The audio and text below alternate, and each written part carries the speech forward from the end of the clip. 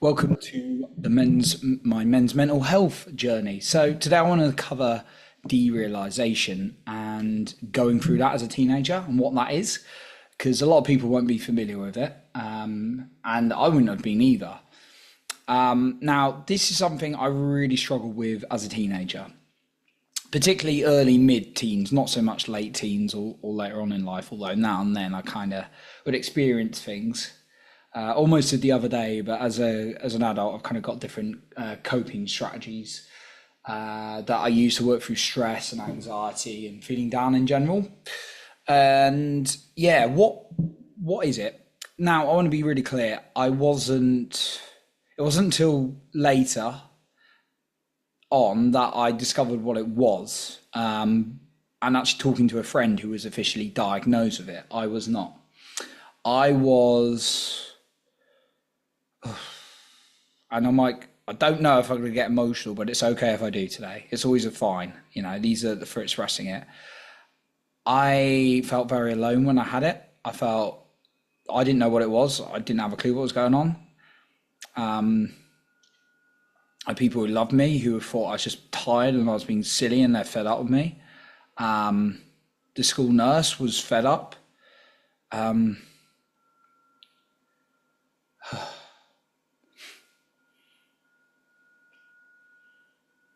But for me, it was like a nightmare, experiencing a nightmare going on in my head and no one really understood. And that can be quite lonely. Like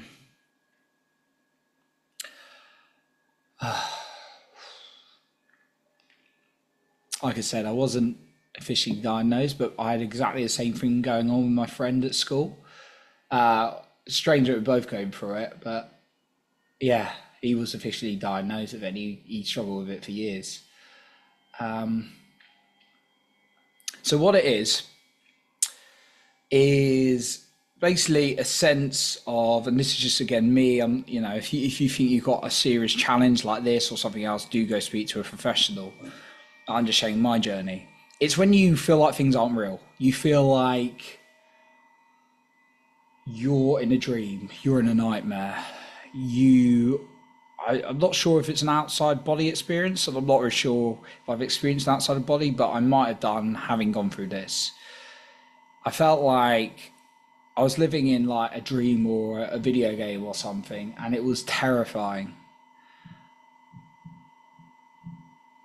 I'd be pinching myself, I'd be scratching, put my hands together, I'd be like so terrified of what's going on. And I'd be in school and I'd be in lessons and I'd be panicking when I went in certain lessons like science, when I was more prone to experience it. When you sat there, look at the boardroom in an old, but the whiteboard even, not the boardroom, the whiteboard in like an old fashioned room.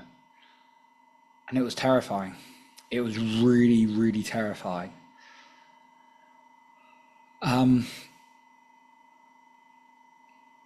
I remember being in absolute tears when I was at home, and it was just,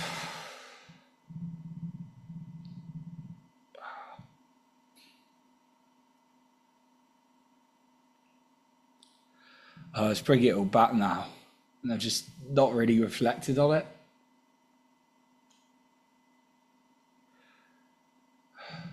I just felt like I was in a bad dream all the time, and I wanted to wake up.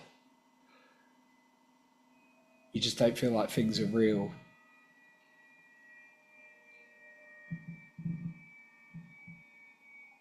And then when people you love just think you're just being silly, you're just overtired. And then we went to the doctor didn't even know what was going on back then. This was 2000 and this is like 2004 or something like that. So a lot of this sort of mental health stuff wasn't really as aware. People weren't as aware as they are now. I remember playing rugby one night and we were one because our team was really good. I didn't play that much, but I was naturally quite good. But we, like, I just didn't know where I was on the pitch and they're shouting at me and I couldn't feel like I was there. How's it caused? I've looked up, obviously I researched it, and it's things like traumatic events. And I mean, the year before I had a pretty bad car crash. I didn't get hurt, but that was terrifying. Maybe that caused it. Maybe losses. Maybe grief. Who knows? I'll never know. But yeah, I guess what I've learned is you never know what's going through someone's mind, and sometimes even of course I've forgotten that as I went through the years. But I was talking to a friend earlier on the phone as well, and she was talking to me, and it's just sometimes, and it's completely understandable. We don't have time to process what everyone else is thinking. Do you know what I mean? That would drive us insane. But it's sometimes just having compassion and understanding towards someone else. And yeah, like now, I'm also going to go on something else a little bit now. But even now, if I'm being totally honest, I'm a little bit afraid to reach out to certain people in my life. Not afraid, but resistant to reaching out to certain people in my life, because I can feel worse after speaking to people because I feel unheard, I hear unseen.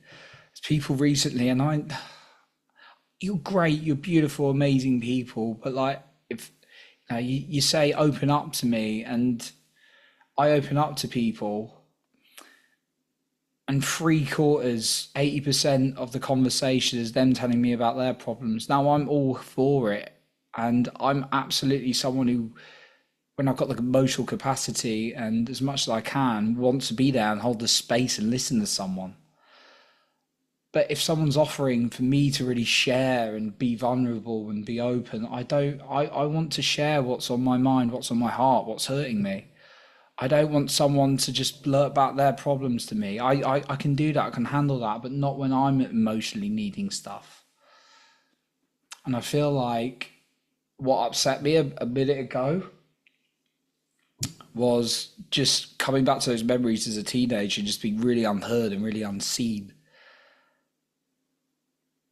when I'm being open and just sharing what's scary.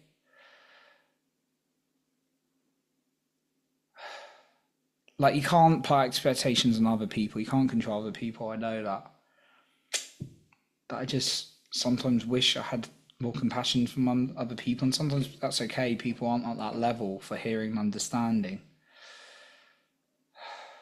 I mean, I've had hurtful things in dating and relationships where, not recent situation, but previously, like I was very open about sharing, you know, previous relationship experience or challenges with it as someone, and it was used against me. Um, and that really hurt. That made me so angry for a long, long time. But the gift of all this is, it has built, like going through these things like derealisation and not feeling like I'm being heard. It's still something I'm working on to do for other people, but it's really created my awareness. It's humbled me in certain things. Yeah, this was mainly meant to be about like derealisation, and I hope it's created some kind of awareness, but it is a journal as well. So I wanted to share what was on my mind. I'm finding really effective right now is being with my inner child, like the child within me. Um, that's really powerful because you are responsible for absolutely loving you. Other people can love you, but you are always in control of loving yourself. And when you talk to your inner child, that is so powerful. If anyone doesn't know what inner child means, it's like talking to the 3, 4, 5-year-old version of you and loving them. And it's something to do every day, as if you had your own child. You may do, may not, like I don't. Yeah, that's a really powerful practice I found, so you can understand you. But it doesn't mean you should be in isolation 100% for reaching out to other people. But it's just understanding sometimes people don't have the capacity, don't have the awareness to just truly see and feel you. So find the people who do. And I've certainly found through my challenges recently the right people to reach out to. Yeah, I think I'll leave it there. going to go on to another podcast guest interview in a minute, as in I'm interviewing someone. Just had a great conversation with a guy about money, actually, who's a money expert. So that was, and people's financial blocks psychologically. So that's good because something I'm working through as well. So that's why I get experts on to talk about it and interview them. But anyway, this has been my share about derealisation. It's a terrifying thing. So if you are going through a serious mental health challenge, get the support. Doesn't even have to be that serious, just get the support you need. But yeah, it's a terrifying thing, derealisation, when you just don't feel like you're you. You don't feel like everything's like in a dream, and it's scary. How did I work through it? I didn't even say that. It's kind of just something that went for me with time. And no, that's not great to hear. It's a bit like you go through a breakup or something like that. It's like, oh, it heal with time. There are certain things I definitely think help in certain scenarios. But for me, that was just something with time and persistence, and I had to work for as a teenager. But there are going to be better ways than that, of course. Yeah, that's my share today. So thank you for listening, and I'll speak to you in my next journal.